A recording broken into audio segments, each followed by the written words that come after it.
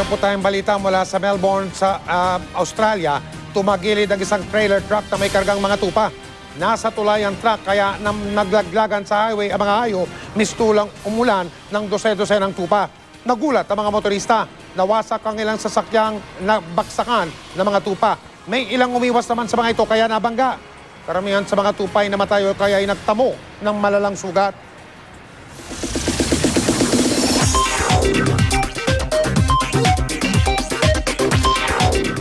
Maraming fans ang nasugatan ng dumugi ng free concert ni Justin Bieber sa Oslo, Norway. 14 na nababayan ang kailangan isugod sa ospital. Samantalang halos 50 naman ang nagsistay ng minor injuries.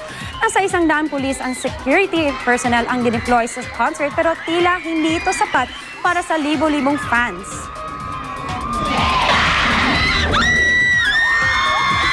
Sa tweet naman ng Teen Heartthrob, sinabi niyang concerned siya sa safety ng kanyang fans. Inilabas na ang trailer ng Hollywood movie na The Bourne Legacy. Tampok dito ang mga makapigil hiningang motorcycle chase. Makikita rin ang pagsalpok ng isang police car sa pumapasadang jeepney. Nakatak nang ipalabas ang Bourne Legacy sa Amerika sa August 3.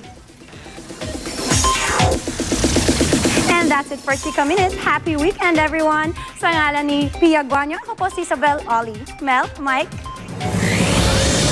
Salamat, Isabela. Diyan po ang mga balita ang aming tinutukan sa nakalipas sa 24 oras. Maraming salamat sa inyong pagtitiwala. Mula sa tahanan ng katotohanan, ako po si Mel Tiangco. Ako po si Mike Enriquez. Ito ang GMA. Walang kinikilingan, walang pinoprotektahan. Walang kasinungalingan, serbisyong totoo lamang.